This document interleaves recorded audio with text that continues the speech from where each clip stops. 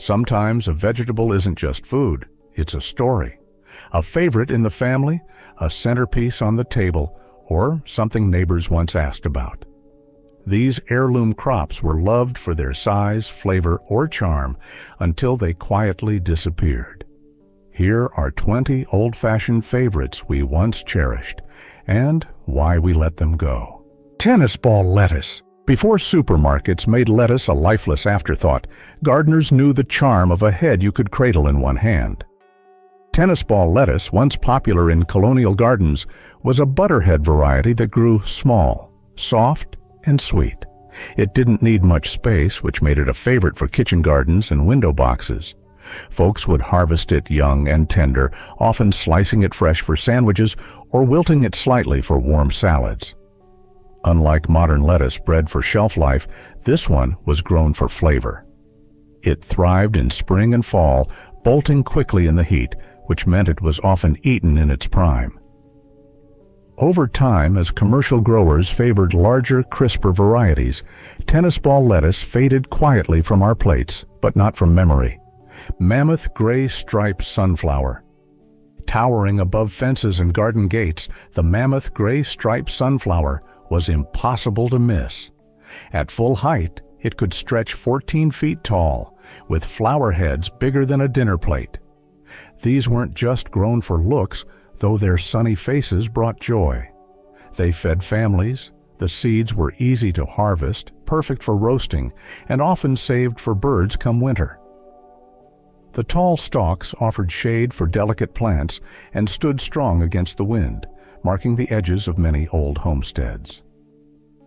Children would race to see whose sunflower reached the sky first, and families would dry the heads in sheds for autumn snacking. But as yards grew smaller and flowers more decorative, these giants lost their place. Still, to those who remember, they were the guardians of summer. Rattlesnake pole bean. With its curling vines and wild purple streaks, the rattlesnake pole bean brought both color and life to old wooden trellises. Its name came from the twisting marks down its long green pods. A rattler in the garden, but one you could eat. These beans weren't just beautiful, they were tough. They handled heat, poor soil, and kept producing as long as you kept picking. Grandma would simmer them with ham hocks or drop them into stews, and their nutty, tender flavor held its own. The vines stretched tall, sometimes over 10 feet, making them a living curtain of food and shade. But in a world that started favoring compact bush varieties, these climbers were gradually forgotten. Even so, the old gardeners knew, the wilder the vine, the better the bean. Long pie pumpkin. At first glance, the long pie pumpkin doesn't look like a pumpkin at all. More like a deep orange zucchini, long and slender with a modest curve. But inside, it holds some of the richest pie flesh a gardener could hope for. This heirloom was once a staple in New England, where its dense texture and deep flavor made it a holiday favorite. Farmers loved it because it stored beautifully, often ripening in storage rather than in the field, and held up for months through winter. Its vines sprawled with ease, and its fruits rarely cracked or spoiled. But as canned pumpkin became the norm and rounder varieties took over the markets, long pie faded into obscurity. Still, for those who've tasted a pie made from one, it's hard to forget. Beauregard sweet potato. The Beauregard sweet potato wasn't just grown, it was trusted. With its copper skin and vibrant orange flesh, this southern heirloom made its way into fall dinners, church potlucks, and family gardens across the country. What made it special was its generosity. One healthy plant could yield up to 10 pounds of sweet, starchy roots, enough to feed a family and still have leftovers to cure for winter. Roasted, mashed, candied, or baked into pies, Beauregard had a rich natural sweetness that deepened in the oven. It was also forgiving. It thrived in all kinds of soil and could adapt to short or long growing seasons. But over time, newer commercial varieties edged it out. Still, for those who remember slicing into one fresh from the earth, Beauregard never left. Amish paste tomato. You might not grow it to slice, but when it comes to sauce, the Amish paste tomato was the go-to in old homestead gardens. Its fruits weren't small or round like others. They were big, meaty, and heavy, filled with thick, low-moisture flesh and very few seeds. That's what made it perfect for slow-simmered sauces, stews, and canning jars lined up on pantry shelves. The flavor ran deep and sweet with a bit of tang, a richness that held through the cooking pot. While it didn't have the flashy size of a Goliath, it had purpose. This tomato meant work, long days at the stove, family recipes passed down, and shelves full of red gold to last the winter. But as convenience took over, fewer people grew tomatoes just for sauce. And that's when the Amish paste started to fade. Fish pepper. Striped like something wild and tropical, the fish pepper once grew quietly in the back gardens of black communities along the mid-Atlantic. Its pale green and white leaves looked ornamental, but this pepper had a purpose, adding heat to seafood stews, oyster sauces, and pepper vinegar passed down through generations. The peppers themselves, speckled and changing color as they ripened, ranged from creamy white to fire orange. They packed a punch, spicy, sharp, and distinct, but they weren't found in seed catalogs. This was a passed-down plant, a whispered heirloom. As families moved, recipes changed, and urban gardens disappeared, the fish pepper nearly vanished. It was only thanks to seed savers and storytellers that it survived. Today, it's making a quiet return, but its legacy still outshines its yield. Giant Musselburgh leek. There was a time when leeks were more than just a garnish. They were a winter lifeline, and none stood taller than the giant Musselburgh. This heirloom from Scotland could grow over 2 feet high, with thick white stalks nearly 3 inches across. Its flavor was soft and sweet, never overpowering, and it melted beautifully into soups and creamy dishes. Families would harvest it late in the year, when most vegetables had long vanished, and its cold hardiness made it one of the last crops standing. The dark green leaves, wide and sturdy, were often bundled and stored for later use. Gardeners planted it for its taste, yes, but also for its loyalty. It never gave up when the frost rolled in. These days, it's rare, but it never stopped being dependable. Superschmelz Kohlrabi. Superschmelz was never subtle. This German heirloom kohlrabi could swell to the size of a small bowling ball, often weighing over 8 pounds without turning woody. Its pale green bulb was crisp and juicy, tasting like something between cabbage and turnip. Mild, slightly sweet, and perfect for slicing raw into salads or simmering in stews. Back then, gardeners favored it not just for its flavor, but for its staying power.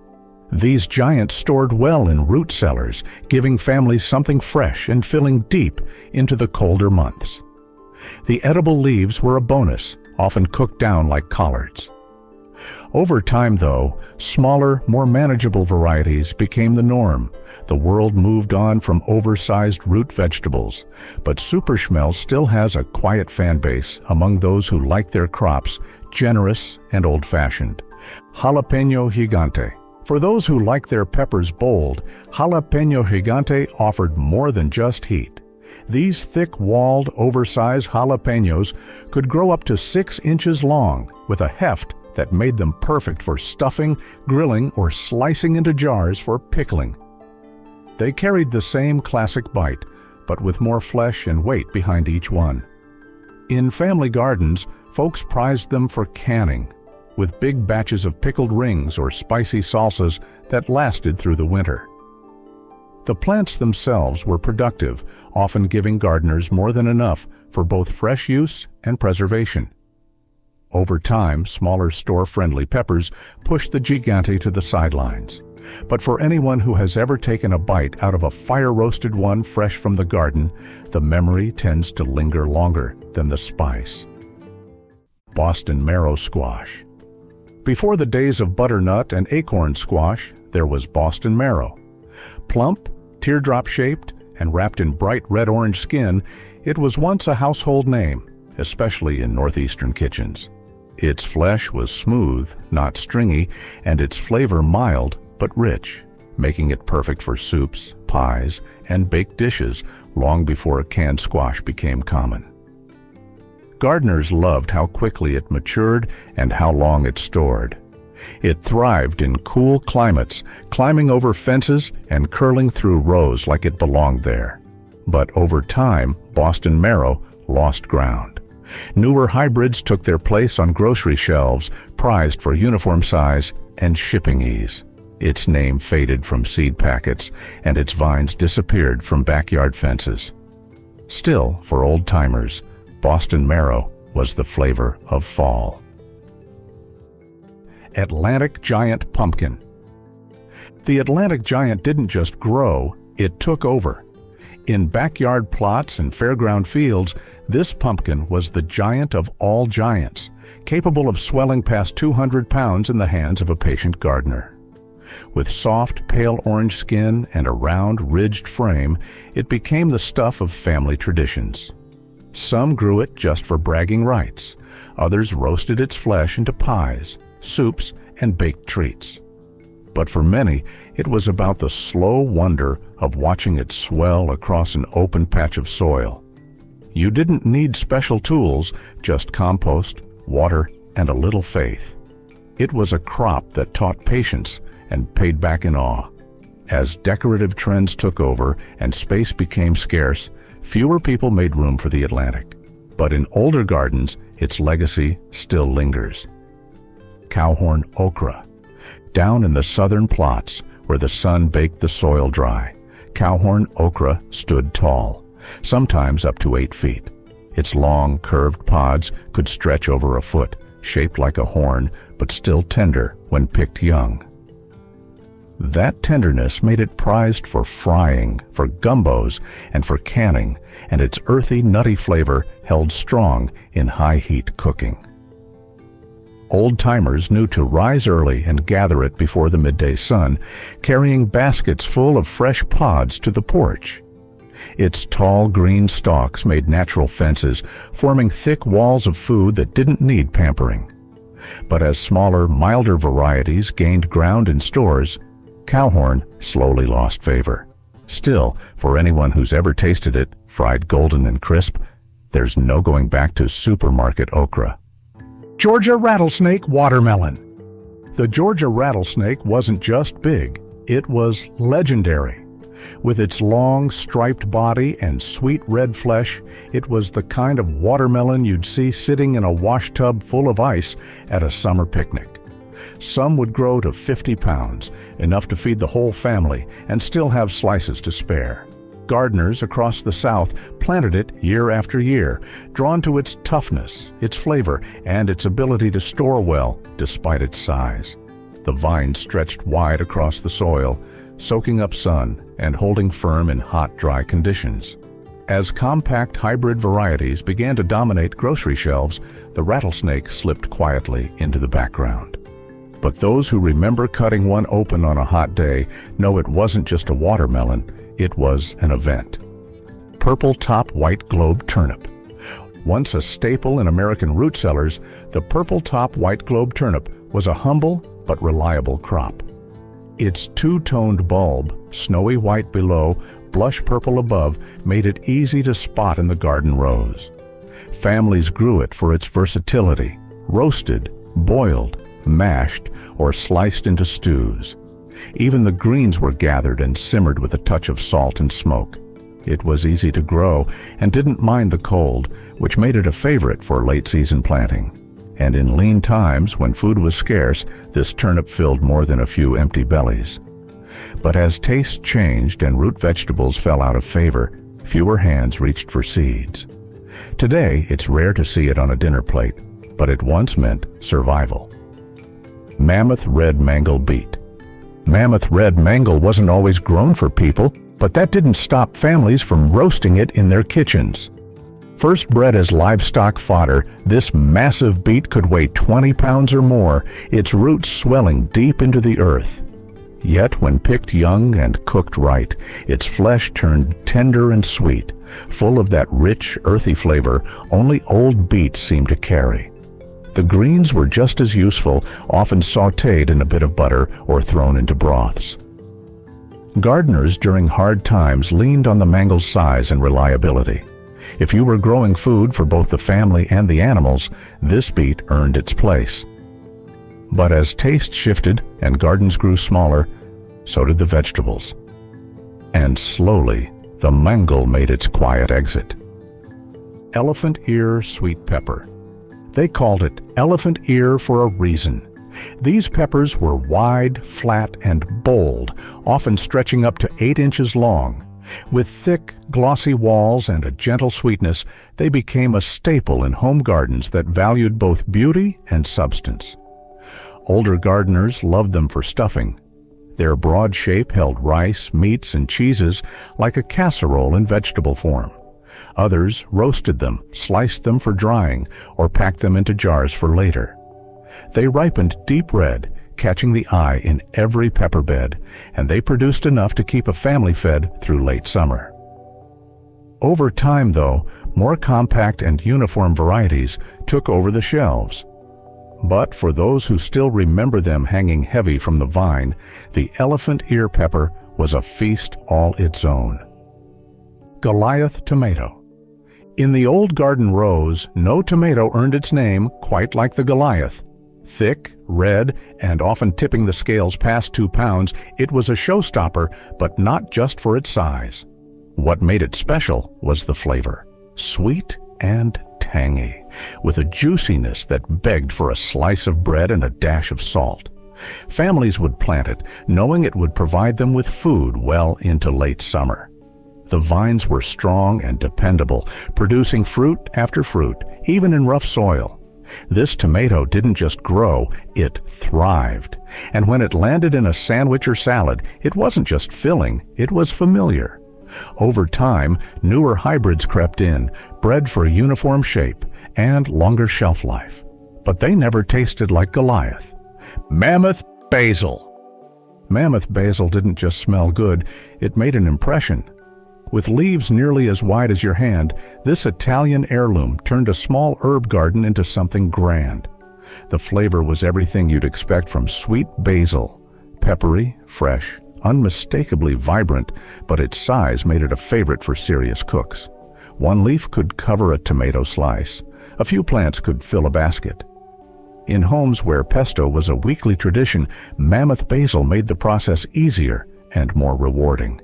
Its bushy form added beauty to herb beds, and its scent clung to your hands long after you brushed past. Newer varieties eventually became more common, prized for uniformity and shelf life. But mammoth basil still lives in the hearts of gardeners who grow for flavor first. Elephant garlic.